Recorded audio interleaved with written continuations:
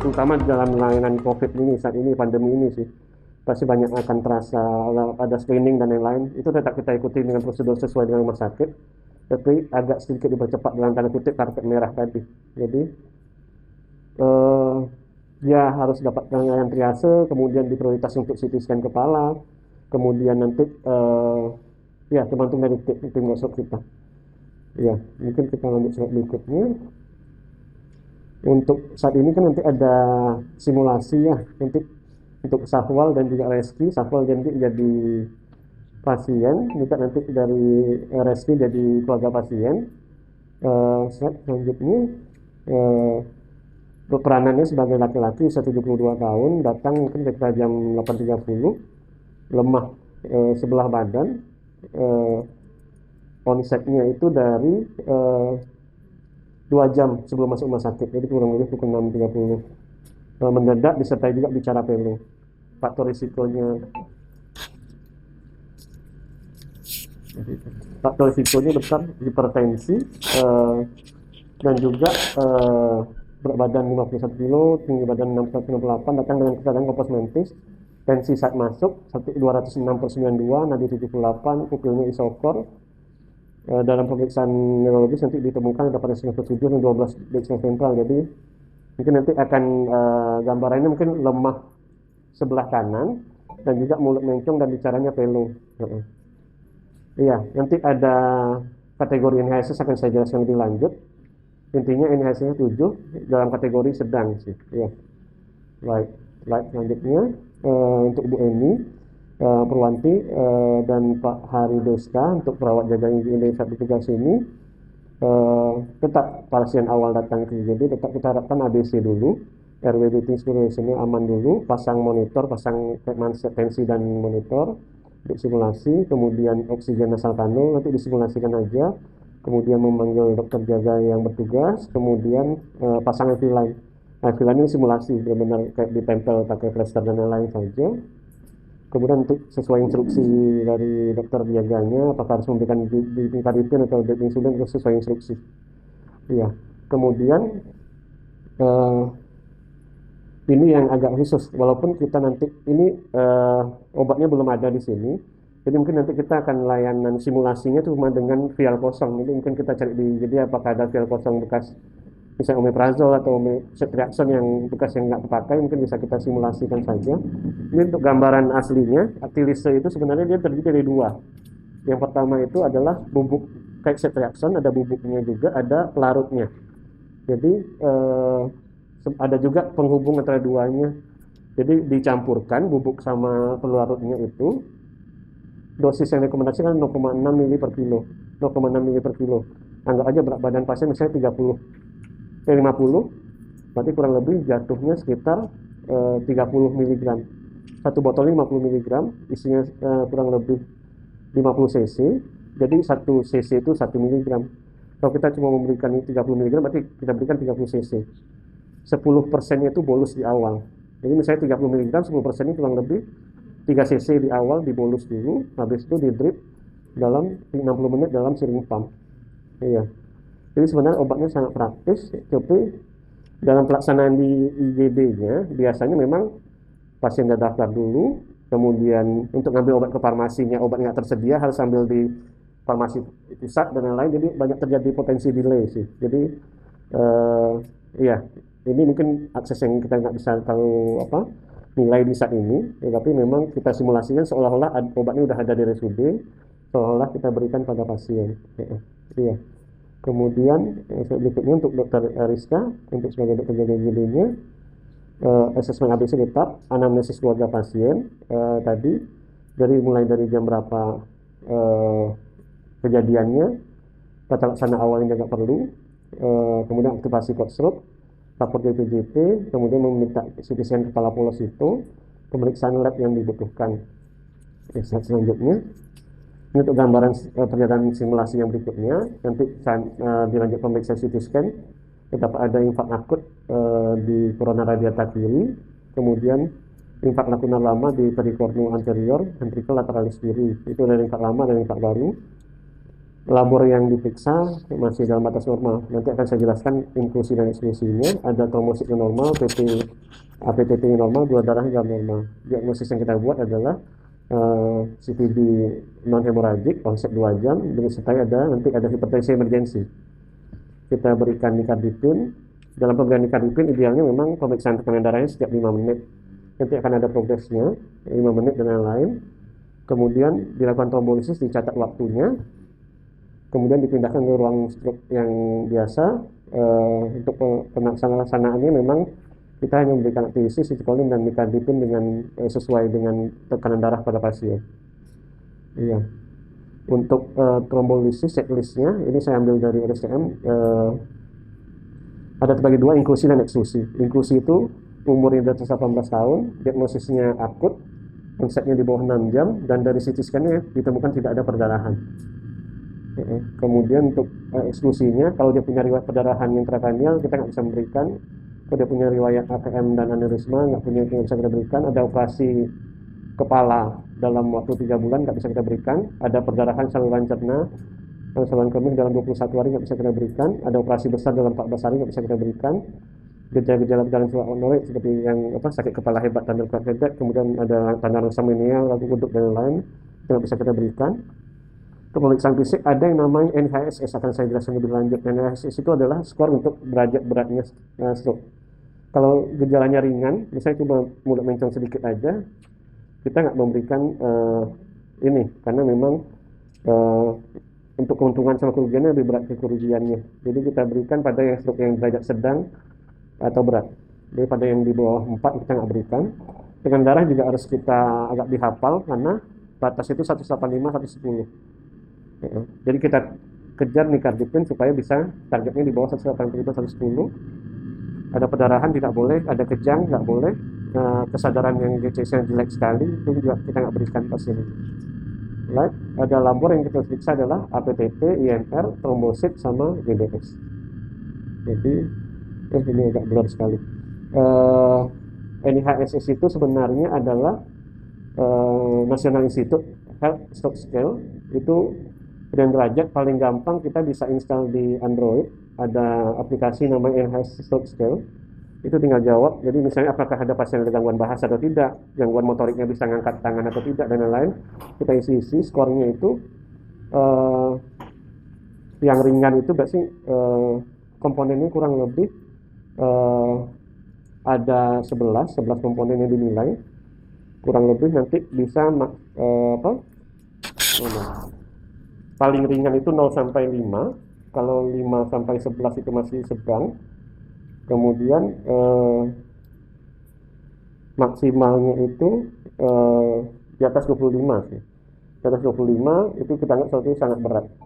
Jadi nanti akan bagusnya disimulasikan bisa. Kalau di aplikasi Android itu tinggal tekan-tekan, nanti keluar scoring akhirnya. Baik, slide. Ini untuk petugas bagian radiologi dan juga ada pekaryannya juga.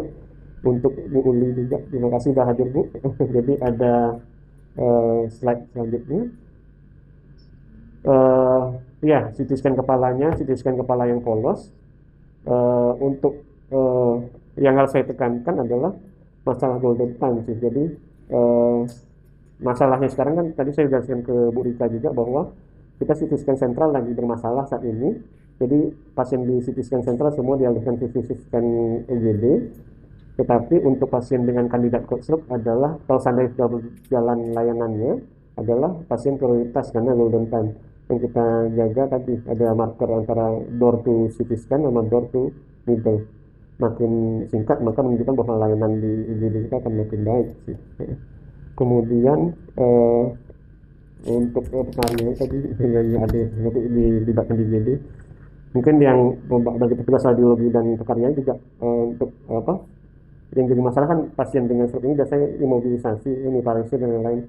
Mungkin pemindahan dari berangkar ke bed CT scan-nya itu yang mungkin akan ada simulasi juga sih ya. Jadi untuk bagusnya memang ada stretcher itu idealnya. Kalau nggak ada mungkin kita cuma pakai linen atau kain pasien aja yang dipindahkan itu. Jadi jangan sampai menyakiti pasien lebih lanjut ya, kayak benturan di kepala dan lain-lain. Jadi untuk prioritasnya pertama diperhatikan tentang pemindahan pasiennya.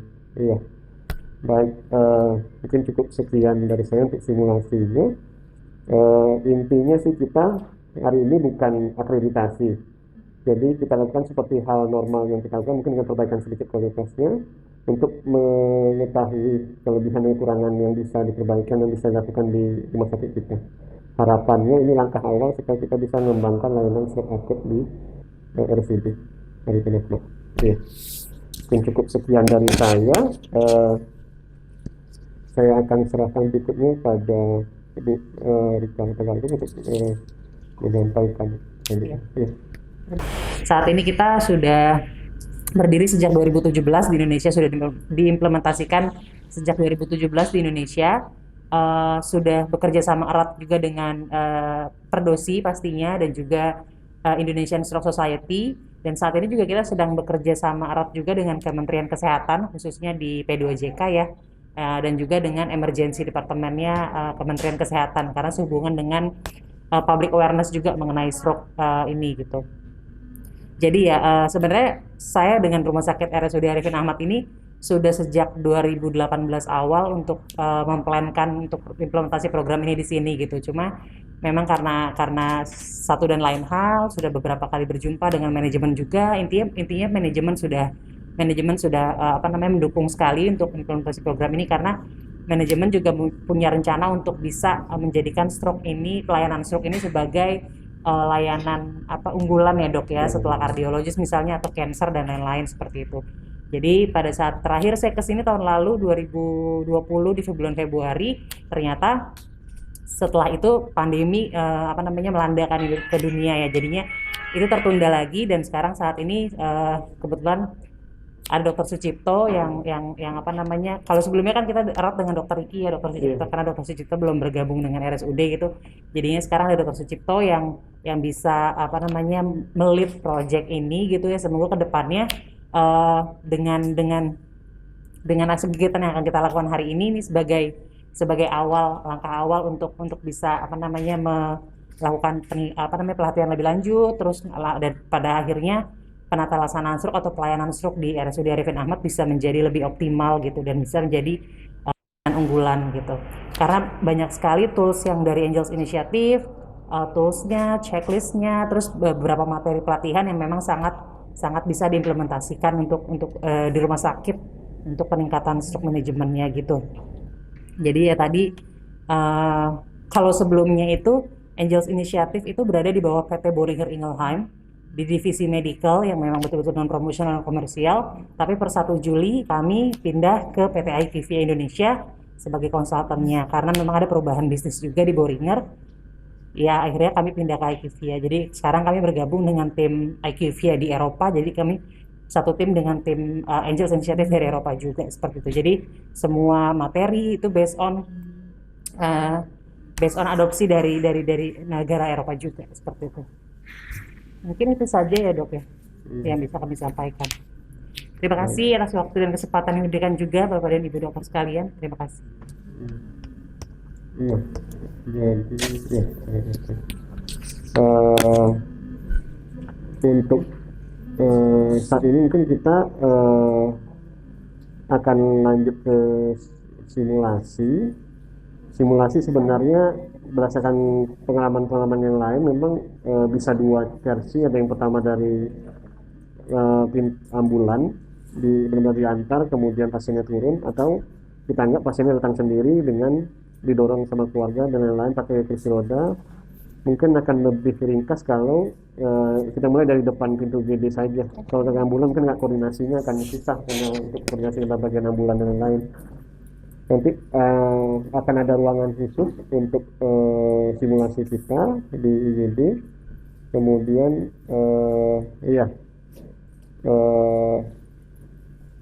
kalau perkiraan kasarnya memang kita harapkan pasien masuk, anamnesis, triase, kemudian pemberian layanan tata laksana awal, kemudian dinilai apakah memenuhi kriteria inklusi dan eksklusi atau memenuhi eksklusi atau tidak.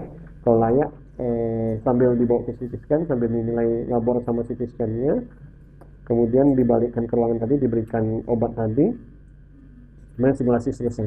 Jadi kita sampai pemberian obat awal itu saja. Jadi untuk yang apa pengawasan dan lain-lain mungkin untuk tahap berikutnya.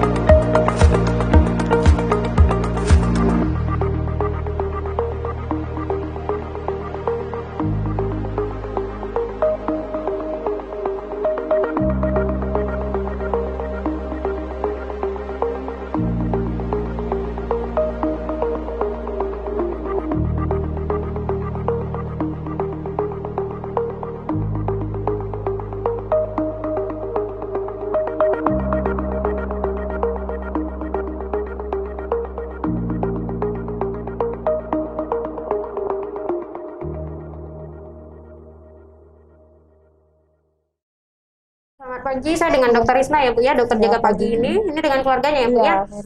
Boleh diceritakan sama saya dok, Jadi Bu gimana ceritanya? tiba-tiba Bapak tadi tangan kanan sama kaki kanannya itu lemah dok. Tangan Tiba-tiba sama aja. kaki ya, kira-kira dari jam berapa tadi Bu? Jam 6.30 pagi tadi dok. 6.30, sekarang jam 8.30, berarti sudah lebih kurang 2 jam ya. Iya dok. Nah selama itu dari rumah sakit sampai dari rumah ke sini ada riwayat muntah-muntah atau kejang? Nggak ada dokter. Nggak ada ya.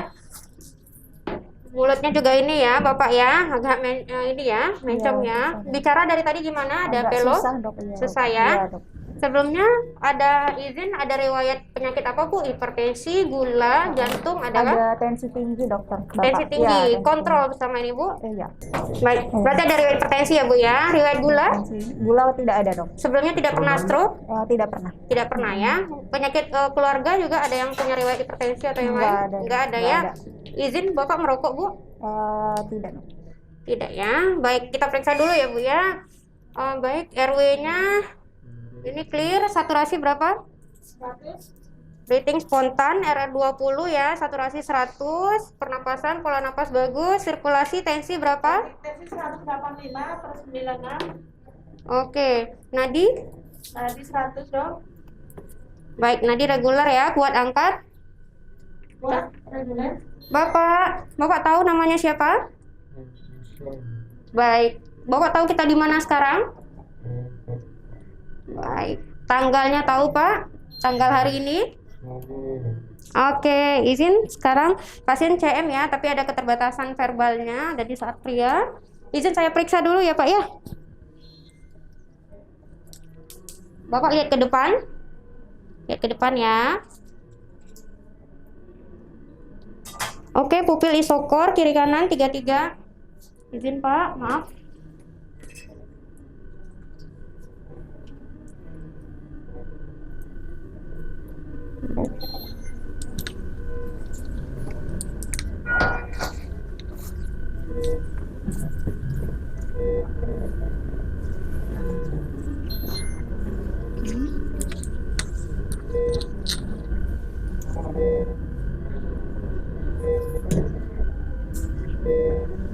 untuk rangsangan meninggal, efek patologis juga negatif.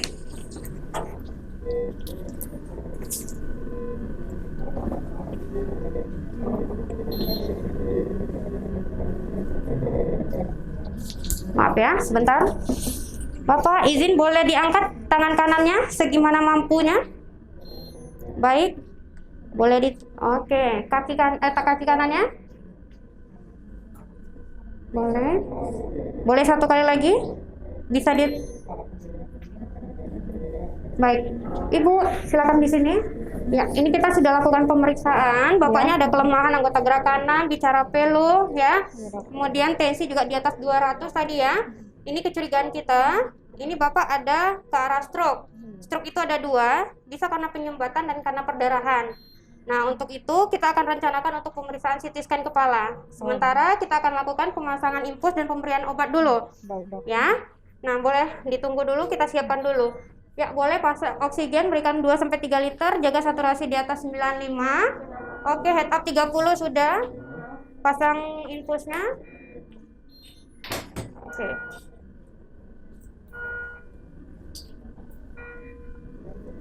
Kecepatannya maintenance saja. Boleh karena tensi tadi di atas 200/96, boleh siapkan 1 orang Nicardipine ya. Dalam sharing pump ya Mbak, dalam 50 cc NaCl. Baik.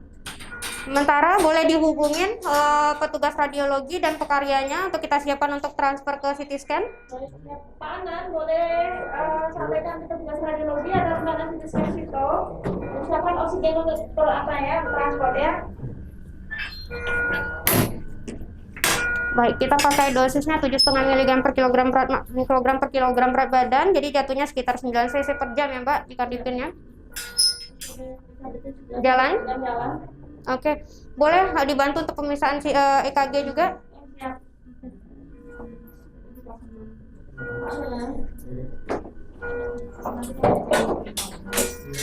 Petugas radiologi oke ya? Setelah EKG kita langsung transfer ke radiologi ya.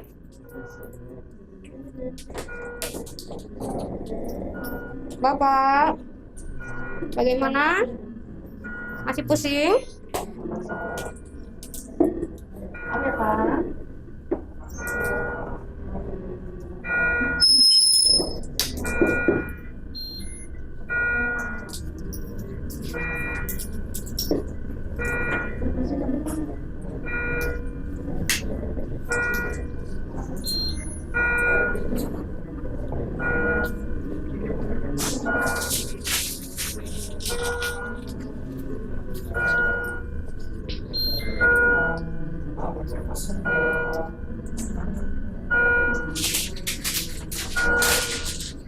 Baik.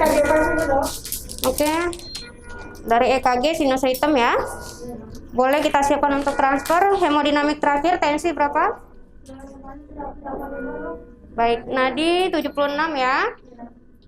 Baik, regular kuat angkat. Kita siapkan untuk transfer ke ruangan radiologi ya untuk CT scan.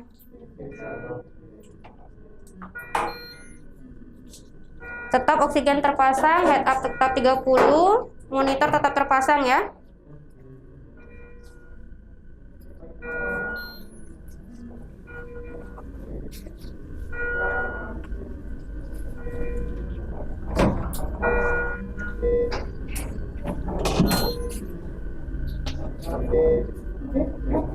Oke, siap.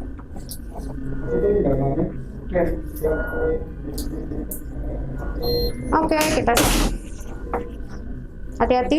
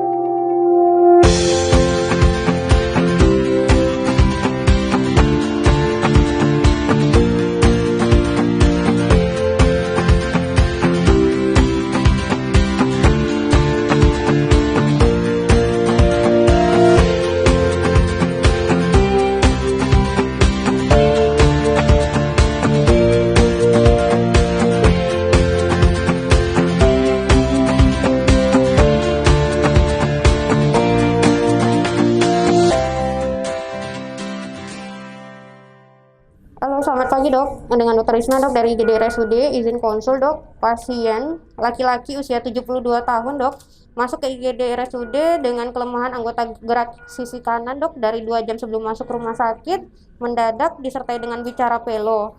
Pasien sebelumnya pasien tidak ada riwayat kejang atau muntah sebelumnya. Pasien mempunyai riwayat hipertensi. Tadi masuk pasiennya CM, tensi 206/92 dengan hadrat 78 kali per menit, reguler, kuat angkat, RR20, saturasi 100 dok. Dari pemeriksaan fisik, pupil isokor, tidak ditemukan rongsangan meningeal, terdapat paresis nervus 7 dan 12 sentral dextra. Kekuatan motorik anggota gerak kanan itu 3 dok. Kita sudah dilakukan pemeriksaan CT scan, itu kesannya lesi hipodens di korona radiata kiri, sugestif infak akut dok, dengan infak lakunar lama di perikornu anterior ventricle lateral kiri, tidak tampak perdarahan intrakranial ataupun SOL dok. Untuk di IGD kita sudah lakukan pemasangan infus, sudah kita lakukan pemeriksaan darah lengkap dok, sudah diberikan oksigen, sudah dilakukan head up 30. Untuk selanjutnya mohon advis dari dokter dok. Iya, baik. Saya langsung ke IGD sekarang. Terima kasih. Ya, selamat pagi dok. Iya, selamat pagi. Ini dok pasien laki-laki dok, 72 tahun. Baik. Masuk tadi dengan lemah anggota gerak kanan. Iya. Dari 2 jam sebelum masuk rumah sakit, disertai dengan bicara pelo, tidak ada riwayat muntah ataupun kejang dok sebelumnya. Masuk juga pasiennya keadaannya CM, tensi 205/120 tadi dok, hadrat 76, kuat angkat, RR20 dengan saturasi 100 dok. Iya. Nah, dari awal kita sudah lakukan pemeriksaan darah lengkap, sudah kita pasang infus, oksigen sudah kita berikan, head up 30, kemudian kita sudah lakukan pemeriksaan EKG, izin dok. EKG-nya dok. Baik. Kemudian CT scan-nya juga kita sudah lakukan dok. Pesannya ada lesi hipoden dok di korona radiata kirinya dok. Baik. Pasien laki-laki 72 tahun, kandidat cold stroke, onsetnya 2 jam. Baik dok. Baik, jadi sekarang untuk indikasi inklusinya sudah terpenuhi. Kita CT scan tidak ada tampak perdarahan, kemudian usia di atas 18 tahun, kemudian onsetnya masih di bawah 6 jam. Untuk kriteria eksklusinya, pasien ada riwayat operasi, tadi udah ditanyakan keluarga, ada riwayat operasi nggak bapaknya? Dalam 2 bulan, 3 bulan terakhir nggak ada? Ada riwayat penyakit apa sebelumnya? Oke, baik. Ada riwayat operasi di kepala juga nggak ada ya? Tidak ada riwayat operasi di kepala. Kemudian dari hasil labor tadi, udah keluar hasilnya semua? Baik dok, kita dapatkan trombositnya ini dok. 443, Oke. PTT-nya ini dok dengan GDS 114 dok. Baik, untuk Kimia darah masih bagus. dari kriteria eksklusi untuk laboratoriumnya sudah terpenuhi semua, trombosit dalam batas normal, PT-nya masih bagus, APTT-nya baik. Saat ini yang belum tercapai mungkin hipertensinya, tekanan darah sekarang masih 200-an. Kita jalankan nikardipin, boleh dititrasi, target kita di bawah 185/110. Jika sudah bisa tercapai, kita bisa melakukan pemberian alkilisa dulu terlebih dahulu. Baik dokter. Berarti kita jalankan perdipinnya mulai dari dosis 7,5 ya dok? Iya, kita naikkan titrasi bertahap sampai target kita tercapai. Baik, boleh dijalankan perdipinnya. Target kita tensi di bawah 185/110 ya mbak? Siap dok. 7,5 cc per jam dok.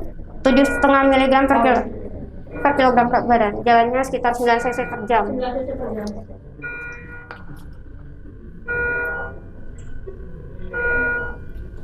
Oke, Baik. kita bikin kontrol istimewanya per 5 menit ya mbak ya? Siap.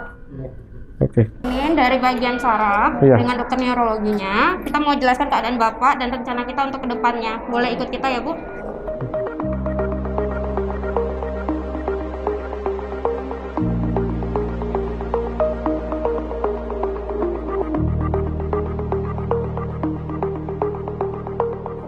Silakan duduk.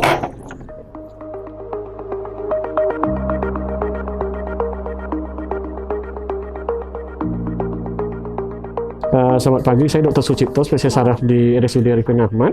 Baik, dengan siapa? Dengan Ibu Ica, Iya, Ibu, siapanya Pak Sahwa? istrinya dokter. Istrinya ya. Baik, dari laporan tadi yang dilakukan oleh Dr. Risna, dokter jaga di UGD kita, bahwa untuk Bapak saat ini datang dengan stroke akut. Kita sudah lakukan pemeriksaan, memang stroke-nya adalah stroke sumbatan. untuk stroke sumbatan dengan kejadian yang baru, kejadian 2 jam, bisa kita berikan obat pengencer darah dari infus. Ada pengencer darah dari infus. Pengencer darah ini berfungsi untuk menghancurkan sumbatan yang timbul di pembuluh darah otak Bapak. Tetapi pemberian obat pengencer darah dari infus ini ada beberapa kemungkinan yang tidak kita harapkan. Yang pertama mungkin ada perdarahan di saluran cernanya. Kemudian yang paling kita takutkan adalah perdarahan di otak. Tetapi dengan saat ini kita sudah lakukan semua pemeriksaan untuk memastikan bahwa kemungkinan untuk timbulnya perdarahan itu minimal. Baik, untuk yang terbaik saat ini kita berikan obat pengencer darah dari infus ini, tetapi untuk selanjutnya perlu pemantauan yang ketat. Iya, perlu pemantauan ketat, mungkin akan dilakukan di ruang khusus selama minimal 1x24 jam dari pemberian obat pengencer darah dari infus ini. Baik. Jadi yang kita butuhkan saat ini adalah persetujuan dari keluarga. Apakah dari keluarga setuju? Iya, setuju. Dok. Baik. Nanti kita mohon untuk tanda tangan di bawah sini ya. Baik. Baik. Ya. Cukup sekian kita akan siapkan. Cuma saat ini kita persiapkan tensi Bapak supaya lebih rendah supaya bisa masuk obat-obatan yang tadi saya sebutkan. Ya, Baik. Terima kasih, Dok. Terima kasih. Iya. Ya dokter, izin melaporkan dok, pasiennya Baik. masih CM, Iya. tensi sekarang terakhir 163/88 dok, Baik. heart rate 64 kali, regular kuat angkat dok, Baik. RR20, saturasi 100% dok. Iya. Izin untuk advis berikutnya dok. Iya. Semua kriteria inklusi untuk court sudah dipengaruhi, kemudian kriteria eksklusi semua sudah kita singkirkan. Sekarang rencana pemberiannya adalah pemberian aktilise. Baik dokter. Iya, berat badan pasien berapa? 51 kilo dok. 51 kilo. Kita berikan dengan dosis aktilisenya 0,6 mg per kilogram berat badan, Baik. kurang lebih 30 mg. Mungkin bisa sambil disiapkan aktilisenya. Kita sekarang di jalur IV line 1 terpasang cairan RL dan juga nicardipin. Kita pasang IV line 1 lagi untuk pemberian aktilise. Dosisnya 0,6 mg per kilogram badan atau 30 mg. Jadi dalam aktilise itu kita campur nanti larutan dan bubuknya kurang lebih 50 mg dalam satu vial itu, isinya 50 cc. Dari 50 cc itu kita pakai 30 mg-nya, 10%-nya kurang lebih 3 cc. Kita suntikan bolus dulu di awal. Kemudian sisanya 27 cc berikutnya kita drip dalam kurang lebih 1 jam dalam siring pump. Jadi sekarang kita pasang IV line 1 dulu, kemudian kita pasang siring pump ya. Jadi minta disiapkan untuk aktilisenya. Baik mas, tolong mas, aktilisenya kita pakai tadi seperti yang Dr. Sucipto bilang, kita ini dulu, larutkan dulu ataplasenya. Jadi 30 mili ya, dengan berat badan 51 tadi kita ambil dosis 0,6, kita ambil 30 mg. Nah, masuk dalam spet.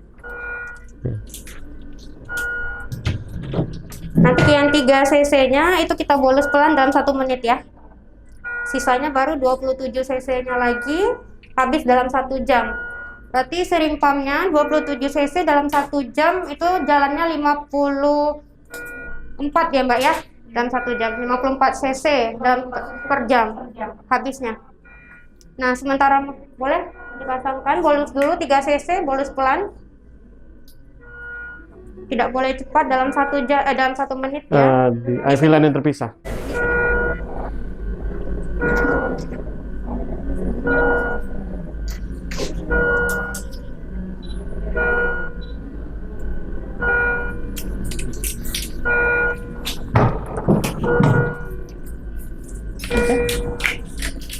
Baik, aktivasinya sudah dilancarkan ya.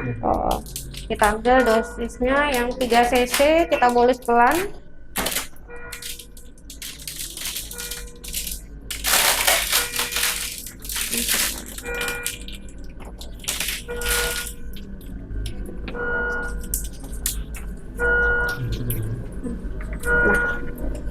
Oke. Dalam sharing pumpnya yang sisa 27 cc ya. Iya.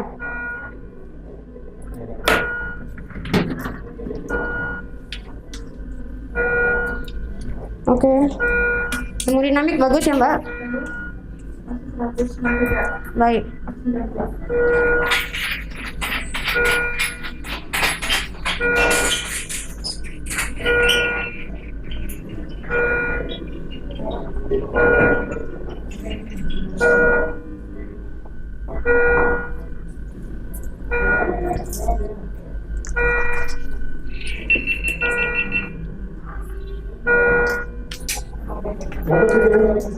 Belum.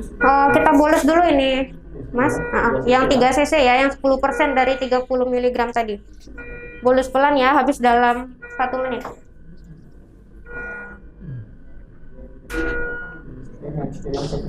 Iya, pelan ya.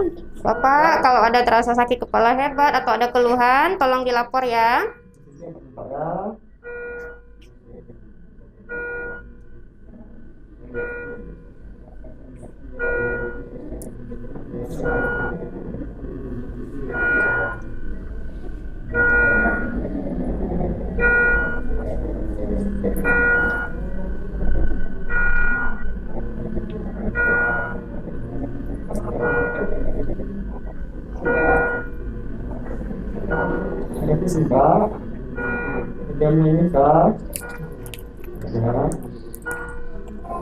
Di sini nih saya buka dulu ya, untuk kita awasin dulu ya. Kalau ada rasanya ngalir, gusinya berdarah, tolong pakai ini ya Pak ya, kasih instruksi ya, kasih ini ya, kode ya. Baik. Hemodinamik juga tensi masih tetap di bawah 180. Selanjutnya yang sisanya 27 cc kita jalankan sharing pumpnya habis dalam 60 menit. Jadi kalau tadi sisanya 27 cc 27 mg berarti dalam 1 jam 54 cc per jam. Silakan dijalankan.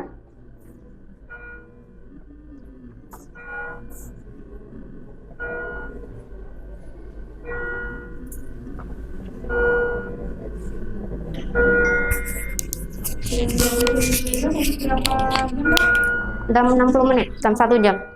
Sementara itu kita awasi, pantau terus hemodinamiknya, TTV-nya. Kita awasi tanda-tanda ada perdarahan, ya, mulai dari gusi berdarah, mimisan. Oke? Baik. Oke.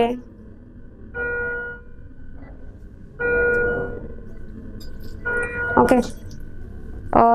Jadi sekarang pasien kita sudah semua kita lakukan dari awal masuk sampai sekarang pasiennya masih CM, hemodinamik juga bagus. Kita sudah lakukan pemberian obat semua. Kita awasi dalam 60 menit ke depan.